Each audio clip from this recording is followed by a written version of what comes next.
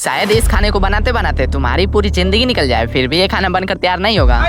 तो देखो, सबसे पहले एक अनार और एक पेलो फल बाजार से खरीद कर उसको घर लाना और अनार के ऊपर के छिलके को सर्कल आकार में काट कर निकाल देना। फिर चड्डी सिलने वाला औजार से अनार के एक एक करके दाने को एक अलग प्लेट में रख देना। और हाँ, सिर्फ 600 ही अनार के दाने प्लेट में निकालना, उससे अधिक या कम नहीं, वरना तुमको 40 दिनों तक क से ख नहीं होता है। पानी पूरी तो पानी पूरी, ये रोज डायलॉग बोलना पड़ेगा। क्या पक रहे हो माता? और लगातार 40 दिनों तक यही डायलॉग बोलोगे तो तुमको गिनने में कोई भी मिस्टेक नहीं होगा।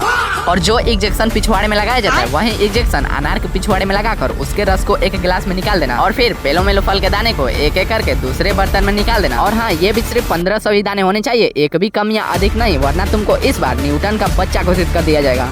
क्या? फिर उसके बाद 74,000 पानी की बूंदे गिन कर डाल देना। और एक भी बूंद अधिक हुआ तो तुम उसी चुल्लू भर पानी में डूब मरना।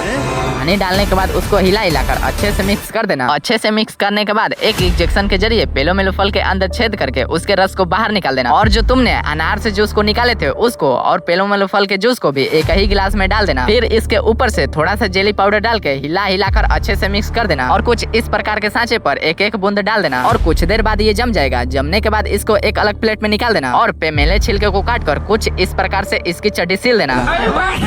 अरे मेरा मतलब बांध देना। और बांधने के बाद उसके पिछवाड़े में एक लकड़ी घुसा देना और बनाए गए अनारदाने को कुछ इस प्रकार से इसको भी लकड़ी में घुसा देना। और फिर उसके बाद 100 चीनी के दाने लेना और उसको गर्म आग पर रखकर गाढ़ा सीरा बना देना। और फिर उसी सीरे में इसको अच्छे से भिगो देना। और इतनी गांड फाड़ मेहनत करने के बाद आखिरकार बनकर तैयार हो गया।